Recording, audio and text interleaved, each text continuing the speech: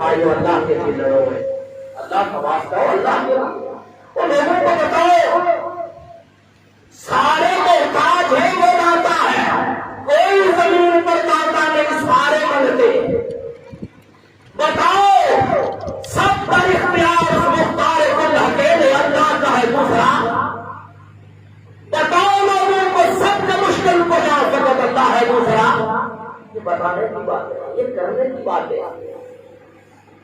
تو فرمایا ہم نے رحمت، یہ باتیں جو کرتا ہے اسے اللہ کی رحمت بھاگ لیتی ہے، وہ جعلنا لہم لسان صدق علیہ، اسی کو لوگ اچھے نام سے یاد رکھتے ہیں۔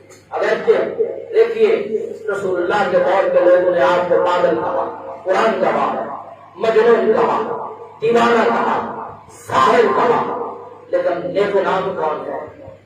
اللہ کے رسول ابراہیم خلیل اللہ کو ان کے وقت کے لوگوں نے آگ جلا کر اندر پھینک دیا، اللہ نے بچایا، یہ قرآن کون ہے؟ اس لیے میرے بھائی میں اللہ کا واسطہ دے کر کہتا ہوں دین کو سمجھو، دین یہی ہے اللہ کی عبادت کی جائے اور اس طرح کی جائے جس طرح اللہ کے رسول صلی اللہ علیہ وسلم نے کرنے کا کہا ہے۔ میرے ساتھ میری بات ختم کرو، اللہم صلی علی محمد وعلی آل محمد۔ اللہ سبحانہ و تعالی آپ کو میری زبانی سے معافی کر، میرے وسواس سے معافی کر، اللہ سبحانہ و تعالی ہم سب کو نفس کے شرور سے معافی کر، اللہ سبحانہ و تعالی شیطان کے وسواس سے ہم سب کو معافی کر۔ اللہم ارنا الحق حقا وارزقنا اتباعہ وارنا الباطل باطلا وارزقنا اجتنابہ۔